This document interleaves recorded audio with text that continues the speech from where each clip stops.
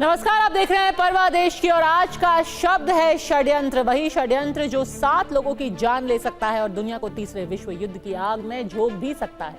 Israel के प्रधानमंत्री Benjamin Netanyahu America में हैं। उन्होंने वहां के राष्ट्रपति डोनाल्ड ट्रंप को शांति का नोबेल पुरस्कार देने का प्रस्ताव भी दे दिया। लेकिन नेतन्याहू और ट्रंप ने मिडिल ईस्ट में शांति लाने के लिए जो योजना बनाई है वो खतरनाक है। इजराइल के रक्षा मंत्री इजराइल काट्स ने एक टीवी इंटरव्यू में एक बार फिर बताया है कि इजराइल की खुफिया एजेंसियां ईरान के सुप्रीम लीडर आयतुल्लाह खामेनेई की हत्या की योजना पर काम कर रही हैं। दूसरी तरफ ईरान के मौलवियों ने ट्रंप और नेतन्याहू के खिलाफ वो जानलेवा फतवा दिया है जैसा कई साल पहले ईरान के पूर्व नेता रूहुल्लाह खौमेनी ने लेखक सलमान रुश्दी के खिलाफ दिया था। ईरान के मौलवी ट्रंप और नेतन्याहू पर जानलेवा हमला करने के लिए उगाही कर रहे हैं। ईरान के राष्ट्रपति मसूद पेजेश्कियान और खामेनेई के बेटे मुज्तबा की जान को भी खतरा है। इनमें से एक की भी हत्या विश्व युद्ध का ट्रिगर साबित हो सकती है। दूर से स्नाइपर गोली चलाएगा,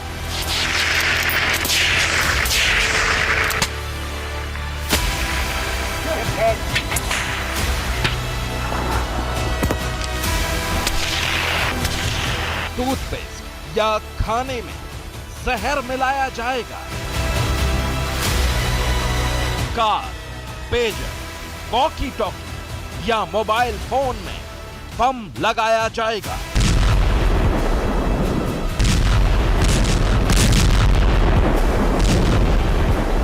या फिर जिस तरह ईरान के परमाणु वैज्ञानिक मोहसिन फखरीजादे की हत्या हुई, क्या उसी तरह रिमोट ऑपरेटेड मशीन गन या रोबोटिक स्नाइपर तैनात किया जाएगा?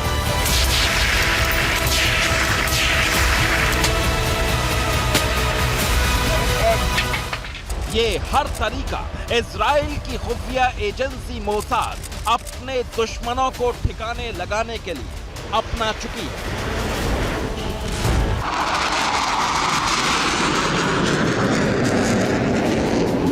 और अब एक बार फिर इजराइल, ईरान और अमेरिका तीनों देशों से अपने अपने दुश्मनों को सजाए मौत देने की धमकियां दी जा रही हैं।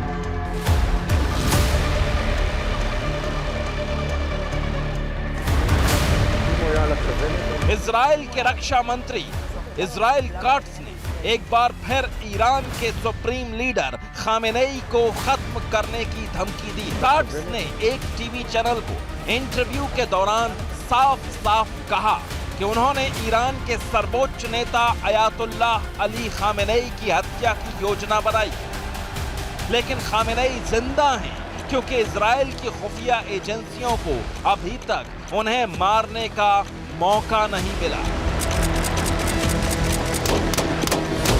सुना आपने, इजराइल के रक्षा मंत्री साफ साफ कह रहे हैं कि खामेनेई मरने वालों की लिस्ट में है और जैसे ही मौका मिलेगा इजराइल की खुफिया एजेंसियां खामेनेई को खत्म कर देंगी। लेकिन क्या खतरा सिर्फ खामेनेई की जान को ही है या कत्ल के षड्यंत्रों का चक्र भी? एक हत्या और महायुद्ध शुरू।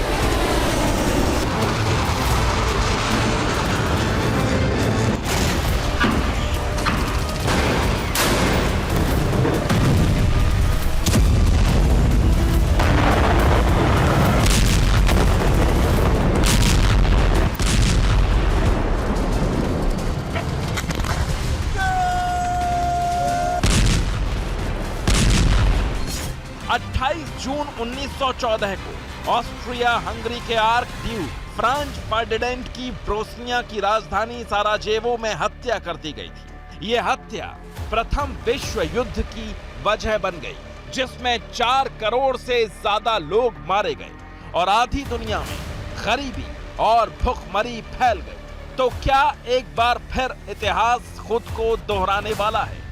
क्या मिडिल ईस्ट में एक हत्या महायुद्ध शुरू करवा देगी?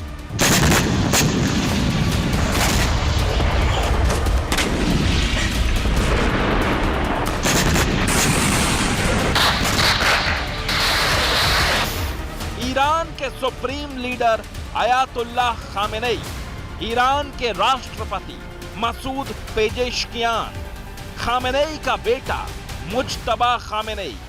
ईरान। इस बीच वॉशिंगटन में एक बड़ी बैठक हुई। ट्रंप और नेतन्याहू की मुलाकात हुई। 12 दिन बेहिसाब बारूद बरसा। ईरान के करीब 700 नागरिक मारे गए। ईरान के कई बड़े सैन्य कमांडरों की मौत। ईरान के पूर्व chief of staff general Mohammad Bagheri और उनके पूरे परिवार को मार दिया गया।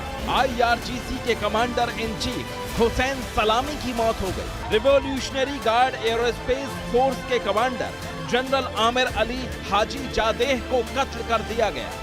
और अब ईरान के सुप्रीम लीडर अयातुल्लाह खामेनेई के बेटे मुज्तबा खामेनेई और ईरान के राष्ट्रपति मसूद पेजेश्कियान की जान खतरे में है। खामेनेई को खत्म करने के ऑपरेशन में लगी है। इसलिए 12 दिन तक चली जंग के दौरान 86 साल के अयातुल्लाह खामेनेई को खुफिया बंकर में रहना पड़ा था। इस जंग के बाद 6 जुलाई को खामेनेई पहली बार बंकर से बाहर आए और किसी सार्वजनिक कार्यक्रम में शामिल हुए। ईरान के सरकारी टेलीविजन पर दिखाया गया कि खामेनेई नारे लगाती हुई भीड़ की तरफ हाथ हिला रहे थे और सिर हिला रहे थे। जैसे ही वो राजधानी तेहरान में अपने कार्यालय के पास की मस्जिद में दाखिल हुए, भीड़ खड़ी हो गई और इजराइल अमेरिका के खिलाफ नारे लगाने लगे। इजराइल और अमेरिका का भी बड़ा नुकसान हुआ। इजराइल में भी करीब 30 नागरिकों की मौत हुई। 29,000 से ज्यादा इमारतों को नुकसान हुआ। 9,000 लोग बेघर हो गए। 12 दिन बाद सीज फायर का ऐलान हुआ, लेकिन हमले नहीं रुके।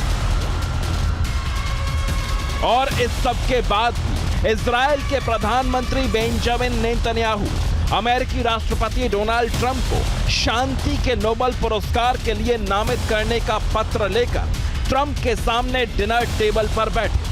जहां ट्रंप को नोबेल पीस प्राइज के लिए नामित किया गया, उसी बैठक में ये बात छुपी नहीं रही कि इजराइल की पहली प्राथमिकता क्या है। इस ट्यूमर शब्द से नेतन्याहू का मतलब था अयातुल्लाह खामेनेई, क्योंकि अब आसमान से सीधे बारूद बरसाने की योजना पर नहीं, चुपचाप टारगेट किलिंग का मंसूबा बनाया जा रहा है। और ये मंसूबा दोनों तरफ से बन रहा है।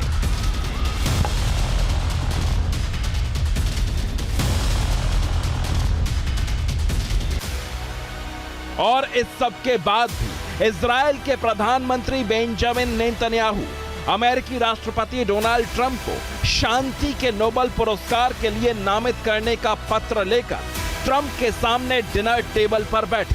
जहां ट्रंप को नोबेल पीस प्राइज के लिए नामित किया गया, उसी बैठक में ये बात छुपी नहीं रही कि इजराइल की पहली प्राथमिकता क्या है। अयातुल्लाह खामेनेई, क्योंकि अब आसमान से सीधे बारूद बरसाने की योजना पर नहीं, चुपचाप टारगेट किलिंग का मंसूबा बनाया जा रहा है। और ये मंसूबा दोनों तरफ से बन रहा है।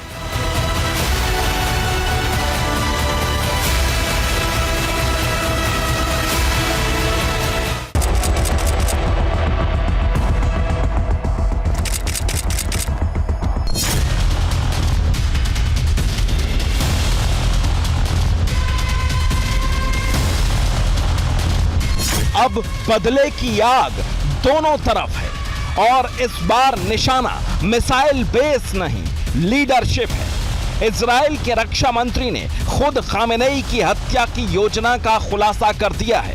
ईरान के मौलवियों ने ट्रंप और नेतन्याहू को मुहरेब यानी अल्लाह का दुश्मन करार देते हुए उन्हें मारने का फतवा जारी किया है। ईरान के राष्ट्रपति मसूद पेजेश्कियान ने कहा है कि इजराइल मुझे मारना चाहता है और ईरान के प्रॉक्सी रूस और चीन का भी रुख बता रहा है कि खामेनेई को खरोंच भी आई तो महायुद्ध तय है।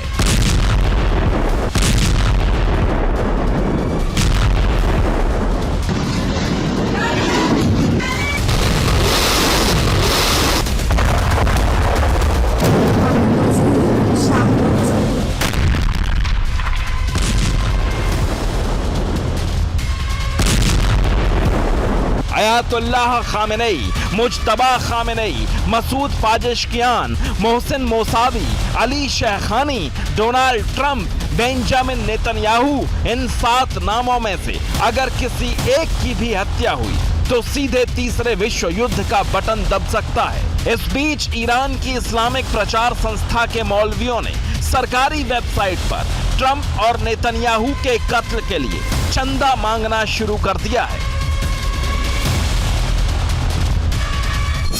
इसके लिए ईरान में एक वेबसाइट thar.ir पर चंदा जुटाने का अभियान भी शुरू हो गया है।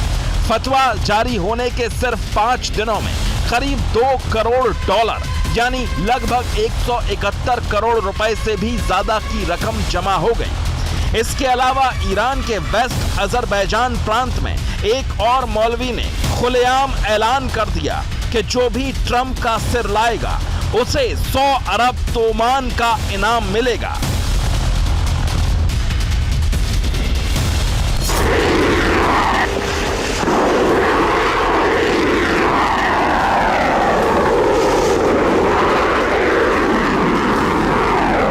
जिन मौलवियों ने फतवे जारी किए हैं उनमें से कुछ ईरान के सर्वोच्च नेता अयातुल्लाह अली खामेनेई के करीबी भी हैं। उन्होंने ट्रंप और नेतन्याहू को मोहरेब यानी ईश्वर का दुश्मन बताया है।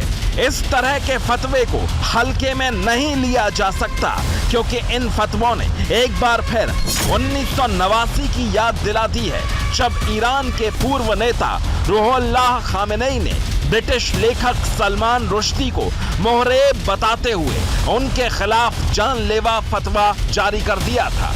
अमेरिका में सालों तक कड़े सुरक्षा घेरे में रहने के बाद भी रुश्दी पर साल 2022 में अमेरिका में ही हमला हो गया जिसमें उनकी एक आंख की रोशनी चली गई।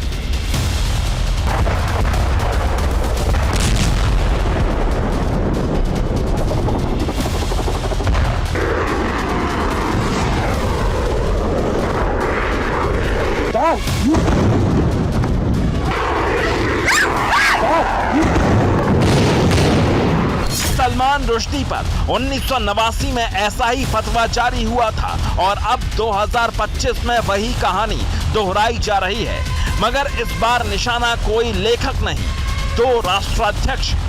तो क्या 2025 वो साल है जहां एक हत्या दुनिया को महायुद्ध की खाई में धकेल सकती है?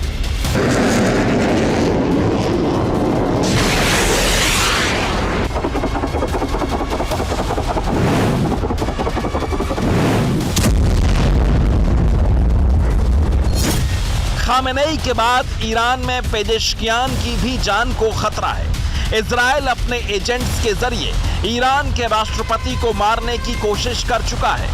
नेतन्याहू के अमेरिका दौरे के बीच ये दावा खुद पेजेशकियान ने किया। उन्होंने कहा कि खुफिया एजेंसियों की मुस्तैदी की वजह से इजराइल की साजिश नाकाम हो गई।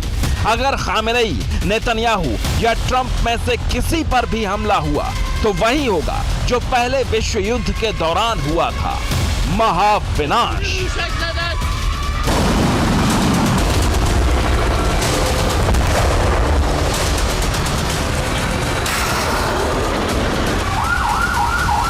Bureau report, TV9 Bharatvarsh.